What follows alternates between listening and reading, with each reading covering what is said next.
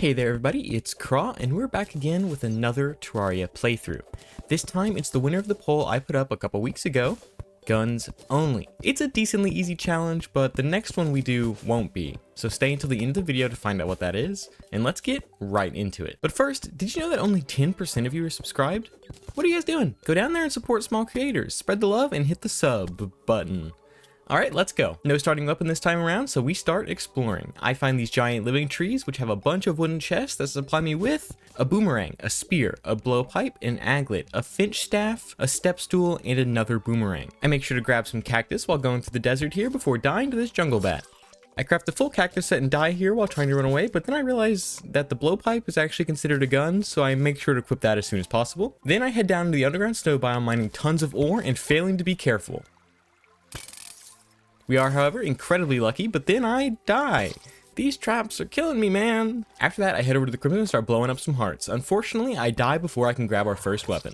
So I quickly build a base for some NPCs and head back over there, finding a band of regen and picking up the Undertaker, our first gun. After that, I start making a giant elevator and make sure to sort all my supplies in our chests. Going mining, I find a nice chunk of emeralds, a cloud in a bottle, life crystals, a magic mirror, this bat drops a depth meter, and this chest gives us a flare gun. We get up to max HP while down here, and then I pop a gravitation potion and go exploring for sky islands. On the first island, I find a shiny red balloon, and on the second, we get a lucky horseshoe. With our plethora of upgrades, I decide to start building an arena. Now, never let me build an arena in the sky again. This was the worst decision I ever made. It was really bad. When night hits, we get a natural Eye of Cthulhu spawn and hop over to the arena to start the fight. The fight isn't too bad considering we have max HP, a pretty strong gun, and really great accessories. All I have to do is live through those dashes and hit some of those last few stray shots to take out the Eye of Cthulhu.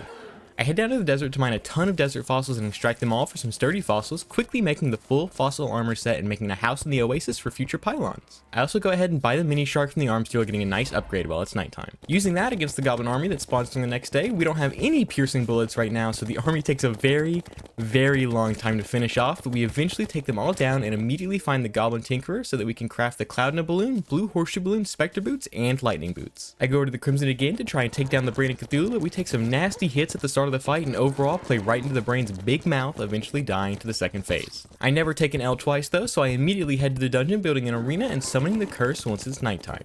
This fight isn't too bad. Once we skedaddle over to the arena, we dodge like masters and take down both of his hands at the same time, using our great movement and ranged ability to finish off the fight with good old Skelly Boy. First thing we do in the dungeon is grind for a ton of bones before Skeletron Jr. here flies straight into me, killing us instantly. But I craft the full Necro armor set and head back down to grab the handgun from this chest before going to the underworld and mine some hellstone so that we can upgrade it straight into the Phoenix Blaster. I also buy the quad barrel shotgun from the arms dealer and sprint back towards the brain of Cthulhu.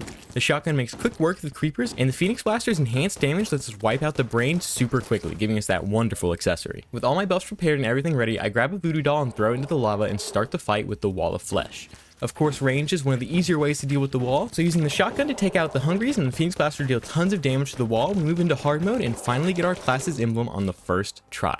I have my hard mode game plan ready and immediately head over to the Crimson Desert for some Dark Shards, the Underground Crimson for some Souls of Night, and of course I buy the shotgun from the arms dealer. Before we can finish that, we have to go break some altars, getting Palladium, Mithril, and Adamantite. We mine some Palladium, craft a pickaxe, we mine some Mithril and make an anvil so that we can craft the Onyx Blaster, giving us a massive early power boost. We go mine some more Mithril and craft a pickaxe, we mine some Adamantite and farm some Ice Golems so that we can make the full Frost armor set and the Frozen Wings. Feeling confident, I go to our arena and summon the Destroyer. My confidence is always a bad sign because usually it ends in us dying, and it's no different here because as powerful as we are damage-wise, we take a lot more than we deal, and the Destroyer's lasers get us low before he rams us with his big-ass head, taking us out instantly.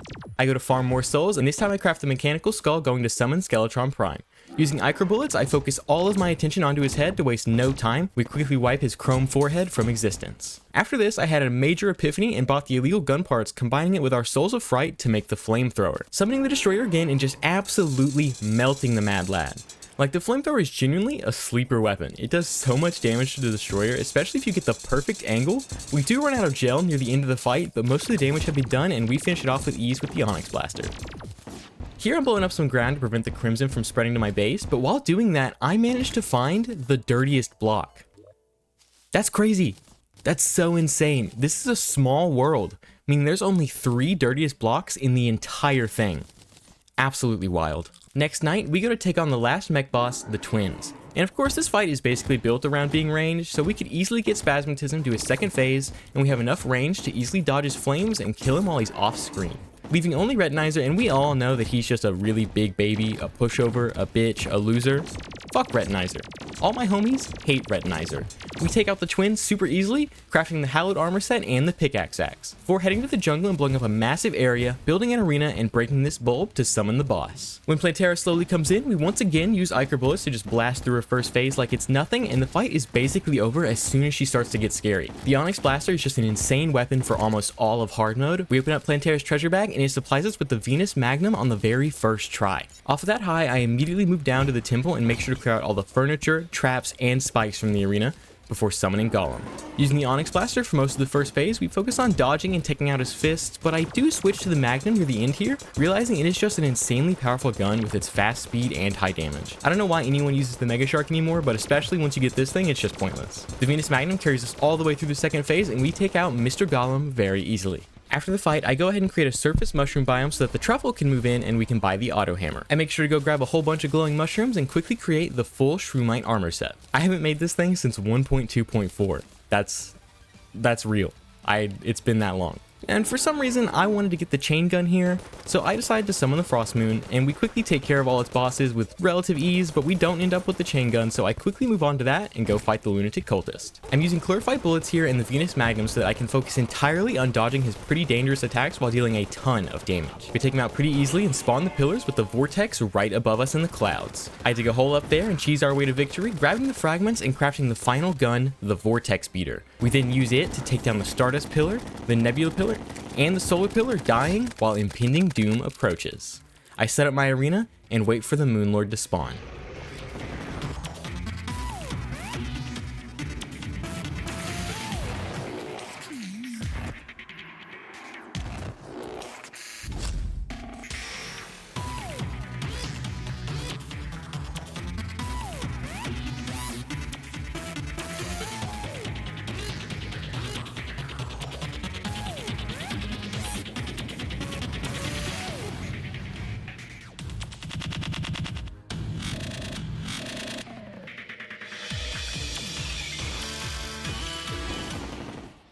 And with those last shots, Guns Only is wrapped up. Now, at the start of the video, I said to wait until the end to find out what the next playthrough is, and here it is. Next playthrough is Spellbooks Only.